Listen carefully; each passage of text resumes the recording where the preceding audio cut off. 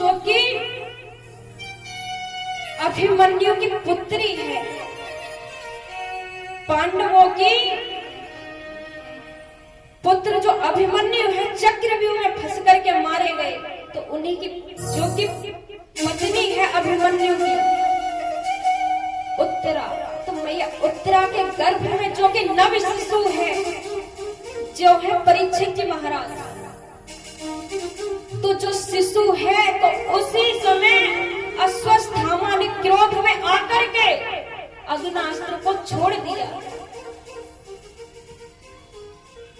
कि जब पहली बात तो अश्वत्थामा को यह माननी चाहिए थी कि देखो मैंने काम तो मरने लायक किए हैं, फिर भी मुझे इन्होंने छोड़ दिया है। लेकिन अश्वत्थामा ने ये नहीं सोचा, अश्वत्थामा ने तो ये देखा कि इसने मेरा अपमान किया है, मैं इसके वंश में कोई पानी देने वाला ही नहीं छोड़ूंगा। तो जब ये बात कही है तो अश्वत्थामा ने जो ब्रह्मा अस्त्र छोड़ा है, अग्नास्त्र छोड़ा है, तो उसी समय जो कि उत्तरा है, तो ना उत्तरा अपने घर वालों के पास गई ना पांडवों के पास गई, वो सीधे भगवान कन्हैया के पास पहुंची है कि हे मामा, हे कन्हैया, मेरे प्राण चले जाए मुझे कोई चिंता नहीं है, लेकिन इस वंश में केवल जो मेरा गर्भ में जो एक शिशु है केवल वो ही है और कोई भी नहीं है, तो इसे प्रभु आप बचा लीजिए, मेरे प्राण चले जाए तो मुझे इसका कोई भी दुख नहीं है।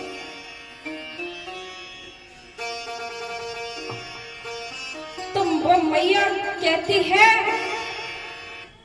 पाहि पाहि महायोगे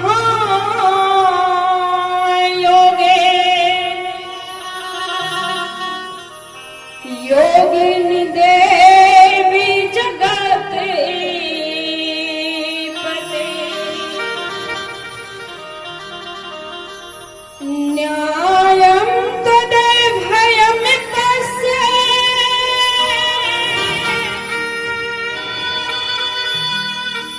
यत्र मृत्यु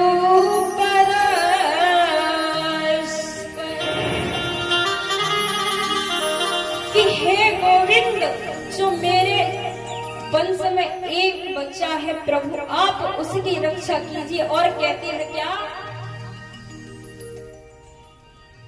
कि इसको आप बचा लीजिए। तो भगवान कन्हैया ने कहा कि बेटी कुछ समय के लिए आप एक माँ का जो भाव होता है उसे प्रकट कीजिए और मैं अभी आपके गर्भ में जो शिशु है उसकी रक्षा करूंगा। तो उसी समय उत्तरा ने एक माँ का भाव जो होता है उसे उस माँ का भाव स्वरूप किया है।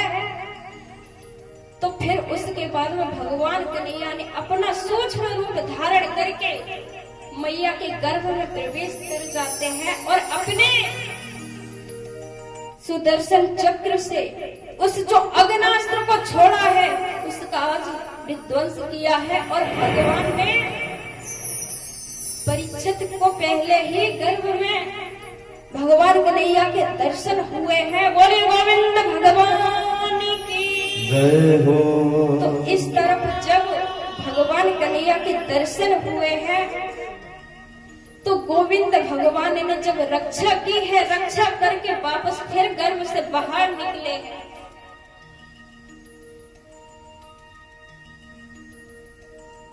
कृष्ण गोविंद हरे मुरारी हे नाथ नारायण वासुदेव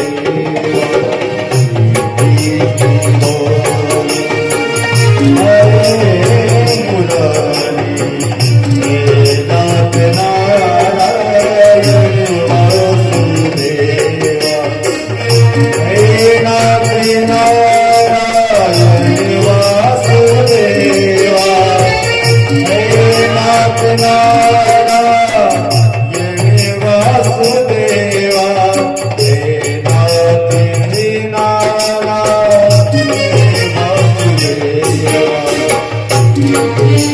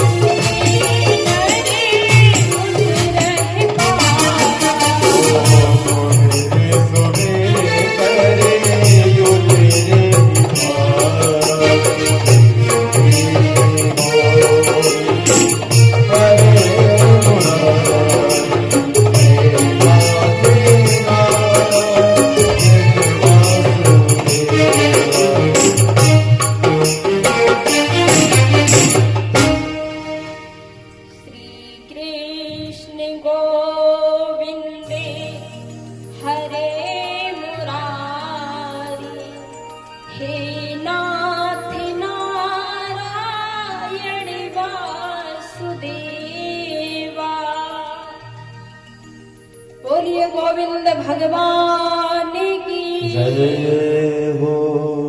तो आज इधर भगवान कन्हैया ने उस शिशु की रक्षा की है। तो जब गर्भ से बाहर आए हैं तो धर्मराज ने देखा कि कन्हैया मेरे पास आ रहे हैं। तो जब धर्मराज ने ये कहा कि मेरे कन्हैया मेरे पास आ रहे हैं, तो मैया कुंती ने कहा कि कन्हैया, मैं कन्हैया की बुआ हूँ, तो कन्हैया मेरे पास आ रहे हैं। तो फिर उनके बाद में अर्जुन ने कहा कि मेरे सखा मुझसे कितना प्यार करते हैं, कितना प्रेम करते हैं, तो सखा मेरे पास आ रहे हैं। तो भगवान कन्हैया ने कहा कि मैं किसी के पास नहीं, मैं पितामह भीष्म के पास जा रहा हूं, क्योंकि पितामह भीष्म को वचन दिया है। पितामह भीष्म ने कहा कि जब मैं मरूं तो केवल प्रभु आपके दर्शन होकर के ही मरूं। तो एक बार जब युद्ध चल रहा था तो पांडवों में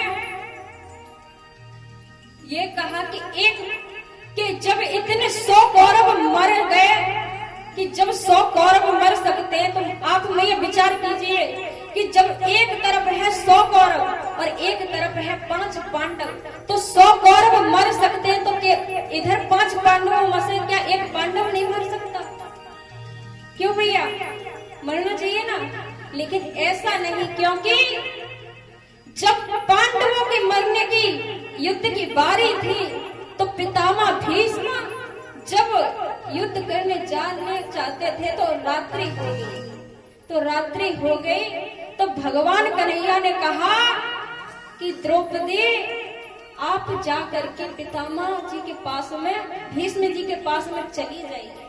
तो रात्रि के समय द्रौपदी जी घूंघट लगाए हुए हैं और पितामह भीष्म के पास में पहुंच जाती है, और जैसे ही चरणों का स्पर्श किया है, कन्हैया बाहर खड़े हैं, जैसे ही द्रौपदी ने चरणों का स्पर्श किया है तो पितामह भीष्म ने कहा कि अखंड सौभाग्यवती भव।